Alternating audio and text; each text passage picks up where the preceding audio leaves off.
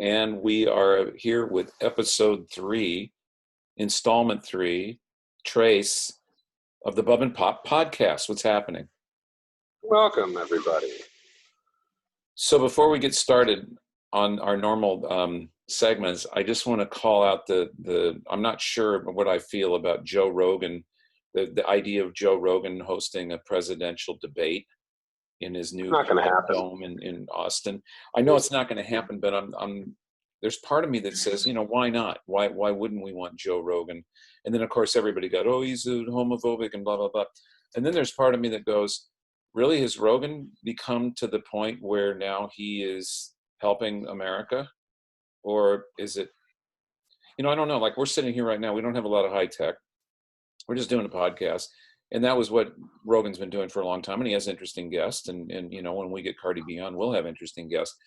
But now podcasting has become so sophisticated that I'm wondering it's just replacing, other media. But now you got to have a super duper $1 million dome you sit in with high tech everything and a producer and all that. And I'm thinking, man, I thought the beauty of podcast was it was just like this. We press play and we're just sitting here having a discussion and people find it interesting. So anyhow, I don't blame Rogan. I think Rogan's an incredible, he's made a lot out of a career in many different fields. But now it's like, okay, we're just going to keep doing this until we get Joe Rogan's going to run for president or whatever. Anyhow, Rogan, I love you, but this one didn't go anywhere with me. Just sort of went, Well, it's like you said, it's kind of gotten to that point. I mean, look at what happened during the debates the last time around and how reactionary the crowd was and how there was no control over how much of an influence that had, where it turned into like an episode of Geraldo or something, where it was just like, yeah, oh, that douchebag's still around. Geraldo's still around. He's on Fox News now, and anyhow, we got more important things to talk about than presidential politics, because in our opening segment, Bad Movie of the Week, should have been Bad Movie of the Week maybe every week for the last month, is Arkansas. Has Liam Hemsworth and is written, produced, and directed by Clark Duke, who is, I guess he's okay. He was on The Office, right? He was on The Office for a while, and he was on some other, he's been around. He was a kid actor and all that. Anyhow, I thought, once again, thank you, Amazon Prime. Go screw yourselves. It's free on Amazon Prime. So I fired this bad boy up, and 15 minutes into it, the Liam Hemsworth can't act. That's one thing, okay? And Clark Duke is sort of just, he's just sort of free form and winging it. And I'm sitting there saying to myself, my God, this is worse than horrible. And then, of course, just when you think it couldn't get any stupider, John Malkovich's in it, right? And he's sort of the wacky guy. He probably didn't have anything to do. But here comes Vince Vaughn. And I'm like, really? Maybe he's the nicest guy in the business or something, but I can't see any movie he gets put into where the undertow theme, I'll read you the description of the movie. Kyle and Swin live by the orders of an Arkansas-based drug king named Frog, which is John Malkovich, who makes them do weird stuff. But they've never met him. And then when a deal goes horribly wrong, the consequences are deadly. And I'm like, okay, so they're tapping into the Ozark deal, right? And I like Ozark because it surprises you. Someone gets their head blown off and you're not even expecting it.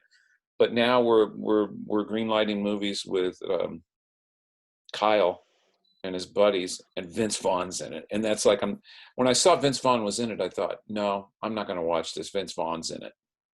And then I did, and I should have listened to my own voice in my head. That's it. That's our whole segment on bad movies for this week. Yes. We keep picking some stinkers. We need to watch something we can actually sink our teeth into. But you mentioned Vince Vaughn. The other night just was skimming Netflix and saw The Lost World on there. Threw that on, 1997's The Lost World, which I remember seeing in theaters with you guys way back in the day. Yeah, he was okay. Young 27-year-old Vince Vaughn, because he's playing himself. He was just playing himself. Yeah. I just, amazes me that, but there's getting out of your lane, so to speak. And Vince Vaughn told me to go F myself, and he'd be right to do so. But he's gotten out of his lane so many different ways. I guess that's my beef with Vince Vaughn. Okay, the first one was the shot-by-shot remake of Psycho. and how he got into that one, I'm like, oh, gee whiz, what was that? Was that a favor for somebody? Because it was god awful. And then the next one, I mean, there's been a few, and I like him in like Old School and stuff like that. I thought he was great. But the next one was the second season of True Detective, and that was so utterly, amazingly, stupidly, like the worst thing I've ever seen in among worst things. It was just so pathetically done, and he was the worst part of it. And now here he is in some other goofball movie, and I'm like, I'm sure he's a lovely guy, but don't do this anymore. And don't for me, don't watch movies with Vince Vaughn that are out of Vince Vaughn's lane. Just don't do it. Well, what about, what am I thinking of? Hacksaw Ridge, when he was in that. He was actually pretty good in that. Yeah. I thought he was pretty good because you know what? I thought Mel Gibson makes visceral movies. He does not cut corners.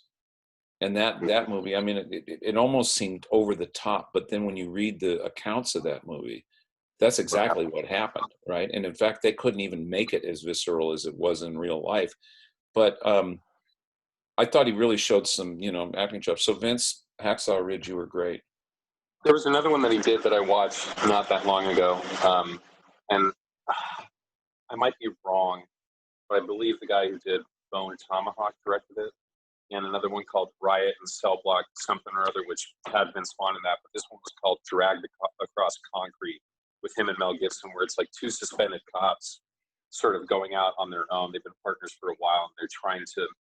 The movie was a little convoluted, and it was way too long. It was like 2 hours and 36 minutes, and the director was priding himself with like, oh, I just got to keep everything in the movie that I wanted in there. It was the movie that I wanted, which is the problem. You don't have an editor to put you in check and say, you don't need this, trim this is unnecessary. But he was good in that, but the movie, you kind of are mentally checking out after about a half an hour because it's just, they're spinning so many plates at once with everything going on. But yeah, but he was good in that. Yeah. Well, maybe if Cardi B doesn't show up, we can get Vince Vaughn on the podcast because I'm sure he'd be interesting, and I'm sure he'd straighten me out. Second consecutive time you've mentioned Cardi B. Well, yep. You know what? And then it's already gone. I don't think the joke. I don't. Yeah, that's what I'm saying. Like it's song. Yeah, I it's mean, amazing the attention span for everything is just less and less now. Like that was a huge deal for what, a day, 2 days, and no one cared anymore. It really is. I mean, we're sort of in a moment now, and I blame Trump for all of it, but we're sort of in a moment now where you can be so provocatively stupid on media, and you make a few $1,000,000 because everybody downloads it or whatever, and you get all your influencer hits, and then that's it. Have you seen Kanye's gone off the deep end? I don't want to give him any more attention because it's just insanity, which is another thing too. It's hard not to read the news, and I think I've done it more now than I ever have before. And I think I forwarded you, I'm not sure, that article that Matt Taibbi wrote about America's obsession with crazy and how big factor of all this with everyone obsessively watching the news and all the ticker updates on the coronavirus, and every time Trump opens his mouth, we're covering it in 8 or 10 articles and stuff like that. Is just this obsession with feeding into the craziness, and he almost uses it to his advantage. But I was getting pissed off. Seen that? Let me do the screen share for a second so you can see what Kanye did, and then I've got a comment after. Oh, no, he peed on his own Grammy, right? That was it. No, this is even weirder. Oh, you didn't know that? When did he put his Grammy? He put his Grammy in a toilet and peed on it. Yeah, but this is what he's done. What in the hell at his house is that? Yeah, that's what he's done at his house. Oh, I'm so sick of his stupid bipolar shit. And again, I'm not trying to. Well, I was talking to a friend of mine yesterday, and that was what I was saying is that, okay, I think that, mental illness and awareness of mental illness is a good thing. I mean, back in the day, you just had to battle yourself through it, or you self-medicated. There was no, it was frowned on to go to counseling. It was frowned on to use any kind of helps to get through a problem with mental illness. But now we've decided that a person who really suffers from mental illness is no different than anybody else, and that maybe he could run for president. And now it's like, somebody said Kanye West should be running for president. He should try to get his act together, get his life together. It's like, you shouldn't say that about him. That's really, he's perfectly capable of nothing but bizarreness. And people want to downplay that now and say, well, because the guy's horribly mentally ill, shouldn't disqualify him from running for the presidency. Yeah, it should. Yeah, I had a conversation with this about somebody. Disqualify from everything. Yeah. But here's my comment. We're living in a day and age where I continue to maintain that as much as I despise Donald Trump, and I just like to see the guy stroke out on TV, that as far as what America is got right now with everything going on, we earn this. We deserve this, because this is a society that legitimizes people like Donald Trump because he had a TV show that we thought was cool when he's never run a successful business in his life. Or we take the Kardashians, who now say they want out of the public eye. It's just, they want to live normal lives. And it's like, no, you can't do this. You can't come in and turn your Carniac show or your P.T. Barnum show into a big money maker, take all the money and then go away and bemoan it. We just can't live normal lives anymore. F you. You chose this path. And what's even worse is that it's part of American culture and has been for, 250 years. When we put the freak show out there, and P.T. Barnum put a freak show in his circuses in New York, in his place in New York City, people came in droves to see the bearded lady. People came in droves. So now what do? Well, we watch The Real Housewives of Atlanta, or we watch The Real Housewives of, what's the new one, Potomac. And we sit there and go, well, it's okay to be dysfunctional and make money at it, and we should honor that. And I'm like, no, this is what we've ended up with, is a stupid society that can't get its act together and doesn't know what else to do. And that's the part that's really freaky. Really freaky. I had a whole conversation with someone about this the other day, and it stemmed from speaking about a friend of mine who just seems to continue to, I won't say who it is, but keeps digging himself in this hole with substances and depression. And I've known him for almost 10 years, where it's just not getting any better. And he'll be fine for a second, and then he's just right back in the hole that he's in. And I remember venting these frustrations to my girlfriend. And I said, I just don't understand it, why someone continues to deliberately self-sabotage, and refuse to be healthy and refuse to do all these things.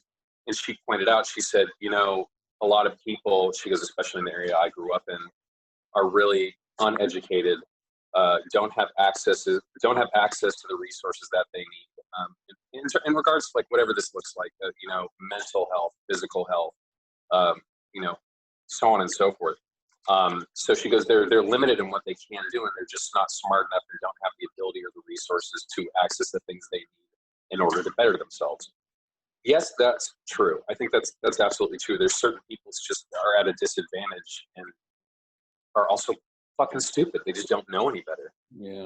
But then there's the other side of it, where it's like that Doug Stanhope that we're talking about. He's like, free healthcare. Well, do you really think you fucking deserve it, with how blatantly self-destructive, human beings, especially Americans, tend to be, with like overindulgence and this me thing. And again, I think that applies to like mental and physical health, because the reason I complain about my friend is, I've had many conversations with him. He's had many conversations with other people, and I can empathize with him and understand a lot of what he's going through mentally, because when he tells me certain things, I'm like, I've been there before. I understand that. I get that. I totally understand what it's like to be in that place. But he, like other people I've met before who have health problems, whatever that looks like, do have access to all this information. They have the ability to do it, but then they turn around and just decide not to exercise their own, their own responsibility to, the issue, like their own accountability, like the part where they need to work on it, or they need to make the decision in order to change themselves. I knew some guy who got diagnosed with gout at 29 years old. And then the doctor tells him, you need to lose weight. You need to start taking better care of yourself. This is a SoCal liberal guy. And then what does he do 2 days later for his birthday? He goes to the boiling crab. And you're sitting there kind of like scratching your head. You're like, what are we doing? Yeah. With mental health too, there's this friend through a friend, and I had to mute her at one point just because of how insane it was getting. Every day is posting about her mental health problems, her physical health problems. And it is everyone else's fault but her own as to the cause of all of it. And therefore, it's the insurance's responsibility. It's the government's responsibility. I'm unhealthy. I don't do anything to make any kind of proactive change with it, whether or not, certain things like pre-existing conditions that put you at a disadvantage, you do need help with that. But there's no personal accountability with the people who do have access to that stuff. And then again, it's like that Stanhope bit. Yeah. You don't deserve you don't deserve it. What are you doing to yeah. It is. I don't know. Where's the middle ground is what I'm asking. Where's the middle ground? I don't know, because there is a middle ground, and it's, again, I despise Trump like poison, and I can't wait for the guy to get out, because I think, he's just a disaster, continual disaster waiting to happen, and increasing in stupidity. That doesn't mean that I'm all for the progressive side of things, and that everything is, I mean, you look at California and you look at the issues with what you're talking about, where everybody feels like that they're entitled to help no matter what. I think the balance is somewhere in the middle. I think people should get health care. I think we're a modern society. You shouldn't have to be excluded from health care. But when you turn around and make health care, I saw somebody being interviewed, and they're diabetic, and like you were talking about your friend with the gout, or the guy with the gout, they're diabetic and they're huge and they eat poorly, and they have to take medicine to do that. And it's like, well, who's gonna, if Obamacare is repealed, I won't be able to get my medicine. And I'm like, man, it's just extrapolated into these bizarre things. And we spend more money in this country on healthcare than any other civilized society in the history of mankind. It's like 16-17% of our gross national product is spent on healthcare. And if you go into the healthcare business, it is big business. They're not building these schwank-ass hospitals because they're, the sisters of the poor, the Catholics have built a hospital to take care of people who are in need and birth babies. It's a big money-making business, and pharmaceuticals are a huge money-making business, and, blah, blah, blah, and you get off on there. But it goes back to me, it goes back to one, parenting. If you're not going to parent your children, then you're responsible, and I'm not disagreeing with your girlfriend, but I think there's a lot of people who just grow up with the lack of any parenting at all. And some of them survive, they figure it out on their own, and some of them get help. But it's to me, the difference maker is that if you're not going to take responsibility for being a parent for your whole life, if you have children, and you're just going to be somebody, like we would know certain people that we would say are crappy, shitty parents. It's just selfishness. But here's a quote that I put in a blog that I'm writing for another thing. This is a guy I really like. His name's Richard Rohr, and he's like a Franciscan priest, but he's more of a philosopher and a monk. And he's this big jolly old guy that I've seen speak a few times, and he's got great YouTube videos if you want to tune into Richard Rohr. But to sum up what's going on right now with Trump and everything in the country, this is his quote: "When we applaud meaninglessness, that means we are living in an incoherent universe, and now I have permission to be incoherent."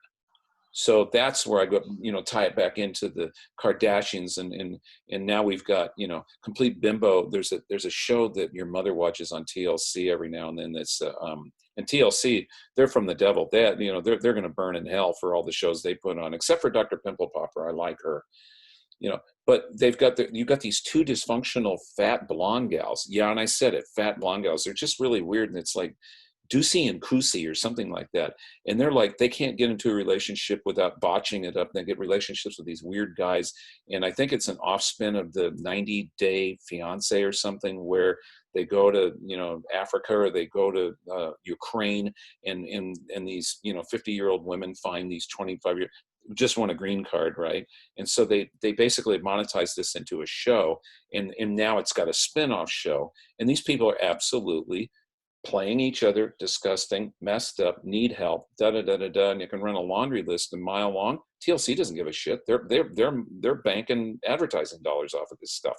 Well, that's when I come back to Richard Rohr. We have now turned meaninglessness into a bankable commodity. You don't have to stand for anything. You don't have to do anything. You just have to be a dysfunctional asshole, and we're going to put you on a TV show, and we're going to give you a bunch of money, or you can be an influencer on the interweb, and you can have all these, things come through, or, or you can just maybe live a normal life, or let's just say normal life. But we've turned it beyond understanding people who have issues with sexual identity. We've gone way beyond that. You can just be a total flame out of a human being, and we're going to turn that into something that we not only celebrate, but we monetize it. So now you are walking around with boatloads of cash, and you have no capability of doing it. It's like Octomom. Remember that? That was another one too. And now there's 8 children running around from that gal that are probably teenagers by now. So anyhow, okay, well, that's our pissing and moaning. Well, that's like the way I was going to end that on like another thing, like you talking about how just like, you know, a majority of people, it's like you can capitalize off of being unremarkable, but that's another thing too. That seems to be another thing going on right now where it's very polarized. This whole thing, especially with my generation thinks, and again, there's a lot of great stuff that's come from certain people. There's a lot of like people my age who are, you know, becoming the next leaders of America. We've talked about like AOC, like stuff like that, you know, regardless of its flaws, there's some like glimpses of like hope here and there. But on a whole, I've been so disappointed with my generation who thinks they're so fucking special and they're smarter than everyone else, to the point where you have a perfect example is after, I hate that I can't remember which specific school shooting it was, but you had that one kid who was going on there, who they were putting him on, you know, like talk show circuits or news circuits, like all this stuff of him telling us future leader of America. Yeah, I forget the guy's name. Yeah, because a 14-year-old's going to tell me what we need to do about gun control, and then he's sitting there even talking shit about his own parents, and I'm like, this whole thing of like the self-congratulatory backpatting, and I'm so smart, even though more people apparently have more health issues than our generation has more health issues than we've ever had before, mentally and physically. They're more antisocial. They're stuck on their fucking phones all the time.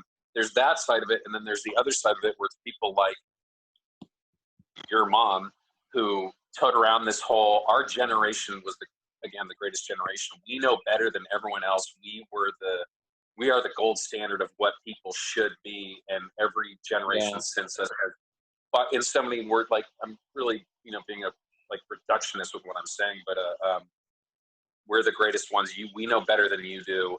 The way we live life is the way life should be lived. And, right. You know, anyway. Yeah, no, my beef isn't with the greatest generation. They did do a lot. They saved the world from democracy. My problem is that the people who are the loudest in that generation never went to war. They never, you know, my mother didn't My serve. headset gave out. She's too young. But it's that, yeah, we did this. No, the guys that are buried on Okinawa did it. They were the ones that did it. You guys sat back at home and got the benefit of all that, right? The GI Bill, and you got, you know, an economy that went like the subsidized housing for like GIs and stuff like that. Yeah, the GI Bill, and you got low interest loans and school, you know, school vouchers and stuff like that, which is fine. But that's the duplicity of it, is that they had the biggest giveaway, the GI Bill, for the economy, trying to get the economy going, and they didn't have any problem with that. And the government was paying for all of that. They didn't have any problem with that, but they got a problem with somebody else in this current day and age getting government assistance.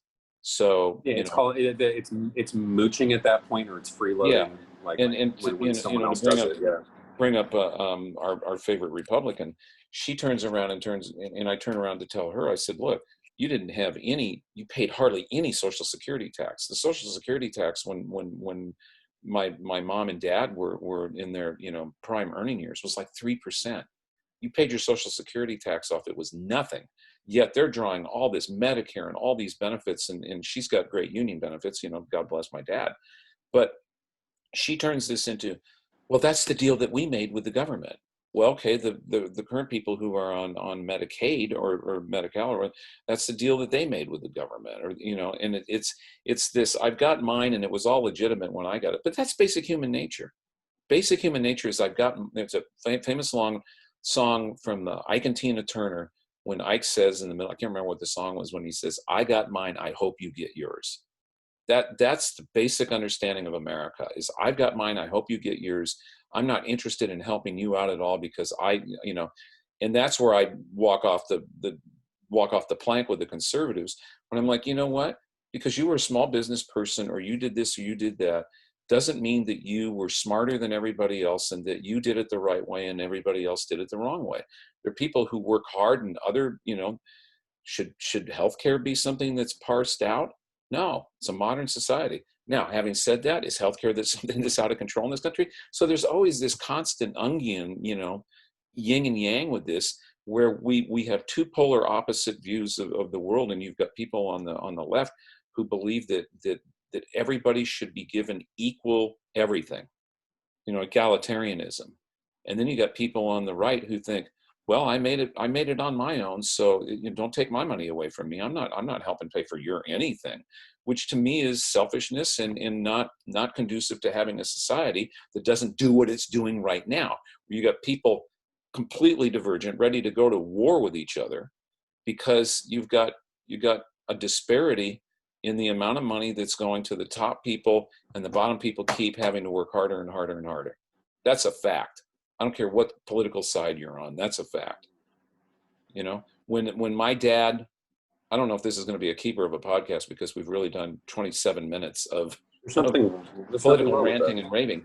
But, when my dad worked for the telephone company and he made a wage that wasn't all that great, but he had great benefits, the guys who were the top managers of the company had maybe 15 times, maybe 15 times as much as him. So if he was making back in 1960, if he's making $30,000 a year times 15, maybe, and it wasn't even 15, maybe the top managers in the company were making $150,000 a year, which was wild money back then.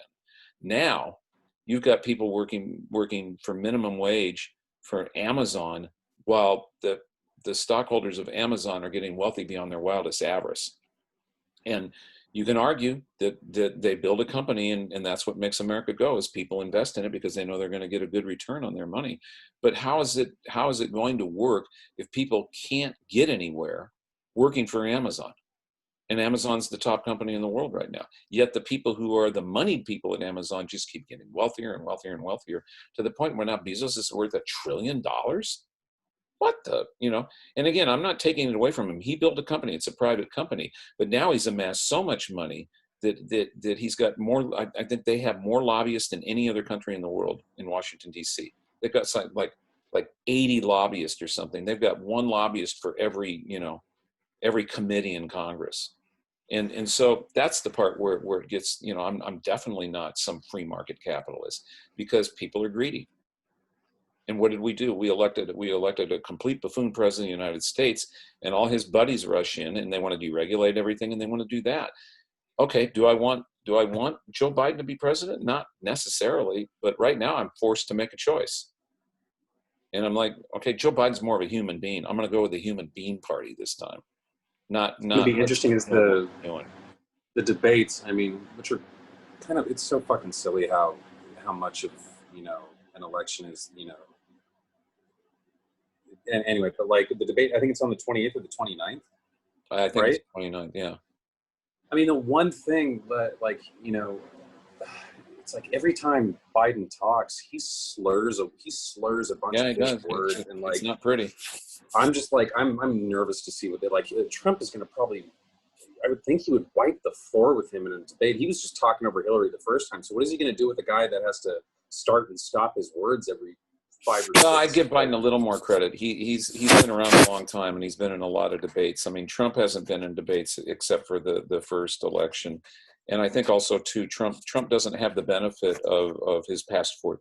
He doesn't have what he has now is he's got the past 4 years of his horrible performance. And he didn't have that in 2016. He was running against Washington. Now he is the president. So how are you going to explain all your things? It's like, I don't know if you've checked out this Bob Woodward stuff on the interviews with Bob Woodward. My God, he talks out of both sides of his mouth more than anybody I've ever heard. And I'm not talking political. I said I was for Medicare before, but now I'm against it. He just talks out of both sides of his mouth. Oh no, I did better than anybody else. There's just this. He will not live in a moment of reality on anything that's happened. It's always somebody else. Whatever this latest thing. I'm the most malign guy in the history of presidents. Nobody's had to deal with what I've had to deal with. I'm like, what are you out of your mind? Yeah, he may, and I mean, it's nothing new because he lies 90% of the time, not 99.9% of the time. But I was watching, I don't know where, it looked like a town hall thing or whatever, people asking him questions from a balcony.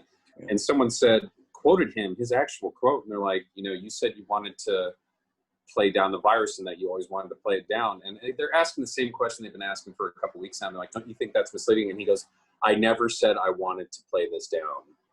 Yeah, no, he gets away with that, as you know, as opposed to people who get sent to prison from, you know, the best evidence that they have when they send people to prison on RICO charges, right, gangsters and stuff, is when they tape them and they say stuff and they present that. This prima facie evidence, you said it. And in terms of, I didn't say that. But anyhow, there's another article that's out there in a magazine today that, you know, there's all these state investigations going on in New York on Trump on the lying on his taxes. And he may, but I don't think it would be good for the country. But it's like, there's part of me that's like, you know what, it may end up with him in jail. As much as I think that's a bad look for, you know, United States, even Nixon, I thought it was right to pardon him, because to sit there and have your former leaders in jail sort of looks like Venezuela or something. You know, we moved the guy up, moved him into jail, or Soviet Union or Russia. But I'm thinking, but Trump, in a case like this, I mean, yeah, with Trump, I'm like, you know, and I guess we should close off our section and get to our favorite Maggie moments. But for Trump, I would be, my dislike of him is so visceral that I'm like, I hope Barron ends up, you know, getting hit in the head with a hammer by accident or something. Which, how can you possibly say that? Because I don't want any of these people around anymore. Did you see the picture that they had of him and his two sons and daughters standing out in front of the White House? Yeah. And they're like, they're all posing like this. Did you see that picture? Oh shoot. Yeah. Well, can you screen share that? Can you pull that up? Let me see if I can find it. Well, it's hard because I'm so random on my you know, my musings here. Let me try a picture of Trump with kids. That's going to end up with the. Oh, and the latest thing that he's doing, it's a slight pivot, but of him retweeting all, like, the Twitter got him again today on another manipulated video that he posted, which it's amazing. He still does that, but he retweeted a bunch of stuff. Is Biden a pedophile? Is Biden a pedophile? That whole thing. Yeah.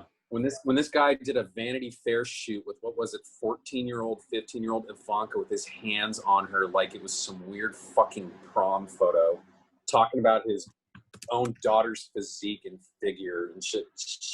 Good God. To have the gall and turn around and say, is Biden a pedophile? Yeah. I don't know, you incestuous creep. Look at your own track record.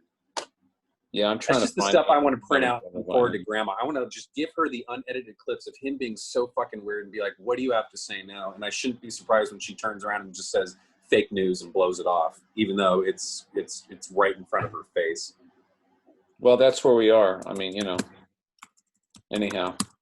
Yeah, I want to see the picture. Sort of an edgy podcast here, huh?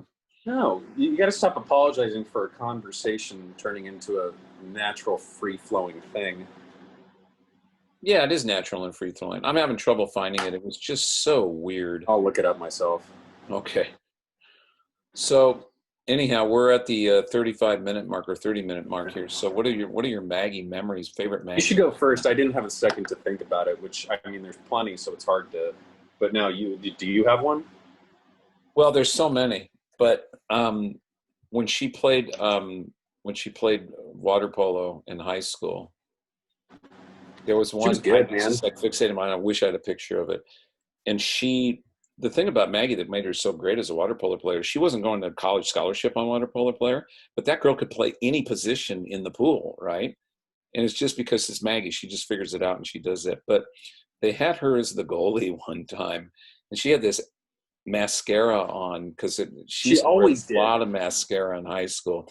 But it was like Alice Cooper, Welcome to My Nightmare, just leaking down her face. And so she's got all this mascara down her face, and she's got braces, and she's like in goal, and she's got this thing, and she smiles, and all this glistening comes off of her things. And she like got the ball, and I swear she did this on purpose, and she's going to say, I don't remember it. But the girls were, you know, the goalie gets the ball, so now you're going to throw it out, you know, to get it back down going the other way. And I swear to God, she targeted this girl in the back of the head and just bam, right off the back of this girl's head. And then you really saw the you know, Maggie come in. It's like, and I'm like, that's my daughter. That's my little baby. That's the apple of daddy's eye. It was like, I know she did it on purpose. She knows she did it on purpose. And the girl still probably has, you know, bluebirds in her head over it because it's like, bam. Anyhow, she was a force to be reckoned with. The only one I have is more of a lighthearted one, but I was just talking to a roommate about like pets growing up and stuff like that. And golden retriever we had, Charlie. I remember when I found her wandering the streets of Rosemead and just sitting on a corner with her for like a half hour, something like that, waiting to see if the owner would show up. And they didn't. And that was kind of all the time I gave it between like, you know, just taking the dog as my dog at that point.